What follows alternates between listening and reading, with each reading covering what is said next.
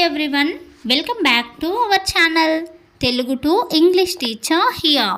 In today's video, we are going to learn about cleaning related sentences. ఈ వీడియోలో cleaning related sentence గురించి ఈజీగా and ఎగ్జాంపుల్స్తో పాటు క్లియర్గా చూసేద్దాం.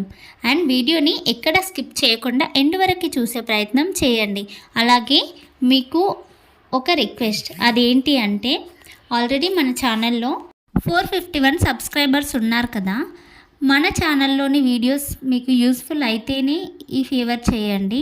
అదేంటి అంటే 451 మెంబర్స్ అందరూ ఒక్కొక్కరిని, అంటే మీ ఫ్రెండ్స్ ఎవరో ఒకరి దగ్గర సబ్స్క్రైబ్ చేయించండి.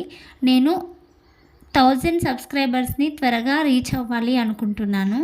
ఎందుకంటే నాకు అలా అయితేనే మీ సపోర్ట్ లభిస్తుంది, వీడియోస్ ఇంకా చెయ్యాలి అని ఇంట్రెస్ట్ ఉంటుంది. ఏమీ అనుకోకుండా సబ్స్క్రిప్షన్ చేయించండి.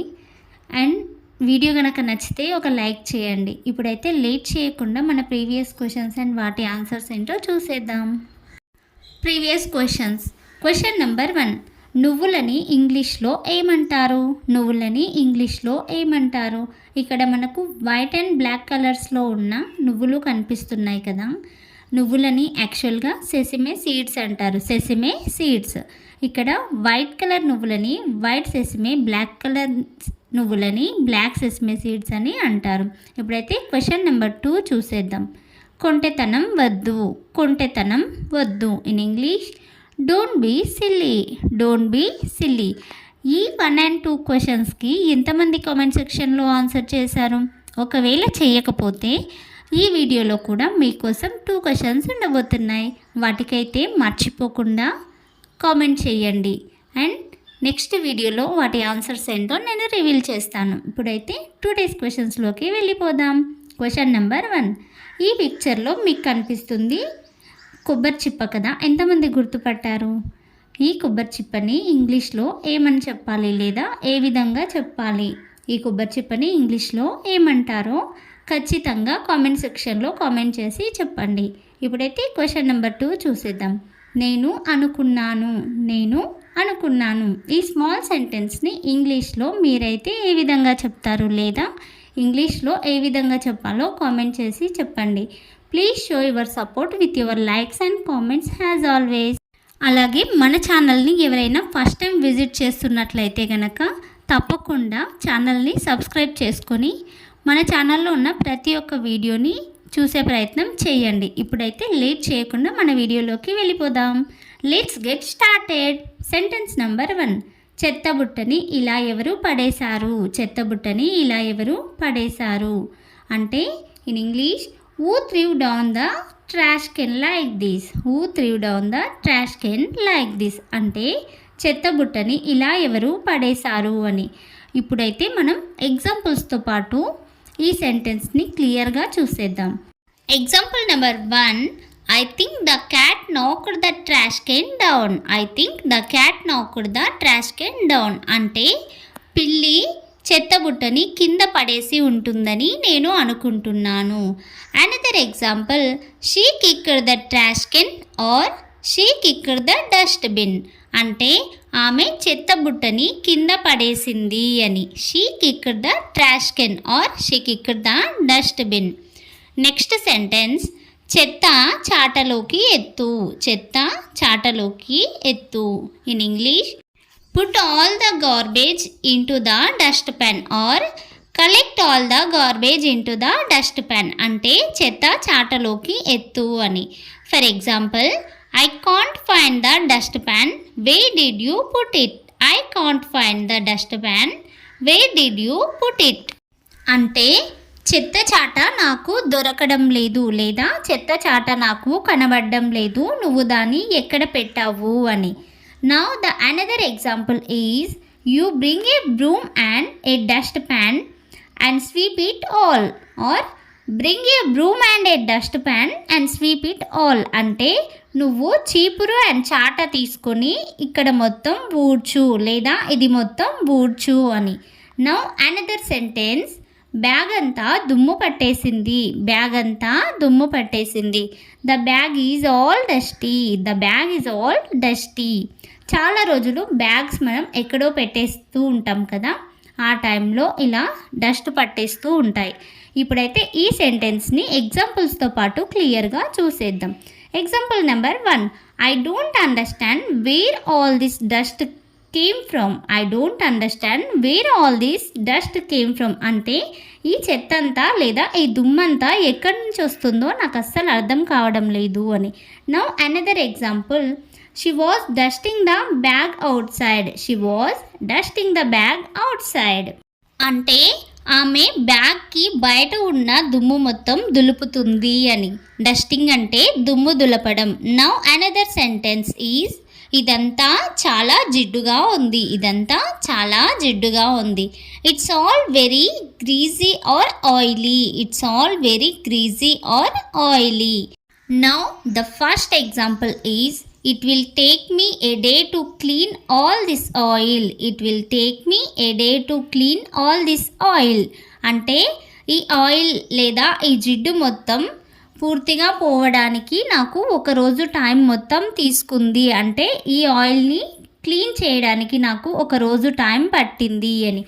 Another example, washing with plenty of water and soap will remove all this oil అంటే చాలా వాటర్తో లేదా చాలా నీళ్ళతో మరియు సోప్తో గనక రిమూవ్ చేస్తే ఈ ఆయిల్ పోతుంది అని. నెక్స్ట్ సెంటెన్స్, బట్టలన్నీ చిందరవందరగా ఉన్నాయి. బట్టలన్నీ చిందరవందరగా ఉన్నాయి. All the clothes are scattered. All the clothes are scattered. Now the first example, you quickly arrange all the scattered clothes. You quickly arrange all the scattered clothes అంటే చిందరవందరగా పడి ఉన్న ఈ బట్టలన్నీ నువ్వు సర్దిపెట్టు లేదా త్వరగా సర్దిపెట్టు అని అర్థం. Now the another example is, who ever through all these clothes in a mess put them in order. Who ever through all these clothes in a mess put them in order అంటే ఈ బట్టలన్నీ చిందరవందరగా ఎవరైతే చేశారో వాళ్ళే ఆర్డర్లో పెట్టండి లేదా వాళ్ళే చక్కగా సర్ది పెట్టండి అని అర్థం. Now the another sentence is, ఎప్పటికప్పుడు శుభ్రం చేస్తుంటాను. In English, I keep cleaning from time to time. I keep cleaning from time to time. Now the first example is, if not cleaned from time to time the whole house gets dusty. If not cleaned from time to time, the whole house gets dusty అంటే ఒకవేళ ఇల్లు ఎప్పటికప్పుడు శుభ్రం చేయకుండా ఉంటే గనక ఇల్లు మొత్తం దుమ్ము పట్టిపోతుంది. The whole house gets dusty. Now the another example, no matter how much you clean the house, there is still work to be done. No matter how much you clean the house, there is still work to be done అంటే ఇల్లు ఎంత శుభ్రం చేసినప్పటికీ కూడా ఇంకా చేయాల్సిన పని ఉంటూనే ఉంటుంది అని అర్థం. Now another example is, table మొత్తం నీట్గా తుడువు. టేబుల్ మొత్తం నీట్గా తుడువు. Wipe the entire table neatly. Wipe the entire table neatly. Now the first example is, the stains on this table are annoying me, so please clean it quickly. The stains on this table are annoying me, so please clean it quickly అంటే ఈ table మీద ఉన్న మరకలు నాకు చిరాకు తెప్పిస్తున్నాయి, so దయచేసి దీన్ని త్వరగా క్లీన్ చేయండి అని. స్టెయిన్స్ అంటే మరకలు, అన్నాయింగ్ మీ అంటే నాకు చిరాకు వస్తుంది అని. Now the another example is, the curry spoiled on this table and became a stain has it dried up అంటే ఈ టేబుల్ పైన ఒలికిపోయిన కర్రీ ఎండిపోయి మరకగా మారింది. డ్రైడ్ అప్ అంటే ఎండిపోవడం. Now the another sentence is, చేతులు కడిగాక టవల్కి తుడువు. After washing your hands wipe them with this towel. Now the first example is, wipe your feet on the mat. Wipe your feet on the mat అంటే మీ కాళ్ళని లేదా మీ పాదాలని మ్యాట్కి తుడుచుకో. మీ పాదాలని లేదా నీ పాదాలని మ్యాట్కి తుడుచుకో అని. Now the another example is, come in only after wiping your feet thoroughly to the doormat or come in only after wiping your feet completely to the doormat. అంటే మీ పాదాలని లేదా నీ పాదాలని పూర్తిగా లేదా నీట్గా డోర్ మ్యాట్కి తుడుచుకున్న తర్వాతనే లోపలికి రా అని అర్థం. Now the another sentence is, ఈ గది చాలా దారుణంగా ఉంది అంటే చాలా మెస్సీగా డస్టీగా ఉంది అని. This room is so messy. For example, I don't understand how much time it takes to arrange all the things in this room. I don't understand how much time it takes to arrange all the things in this room. అంటే ఈ గదిలో ఉన్న వస్తువులన్నీ సర్దడానికి ఎంత time పడుతుందో నాకు అర్థం కావడం లేదు అని. I don't understand how much time it takes to arrange all the things in this room. Now the another example is, will you help me tidy up this room? Will you help me tidy up this room? అంటే ఈ గది సర్దడానికి నువ్వు నాకు సహాయం చేస్తావా అని. Video is completed. Thank you for watching. వీడియోని కంప్లీట్గా లేదా వీడియోని ఎండ్ వరకే చూసినందుకు థ్యాంక్ యూ సో మచ్. అలాగే మన ఛానల్ని అంటే Telugu to English teacher YouTube ఛానల్ని తప్పకుండా సబ్స్క్రైబ్ చేసుకోండి.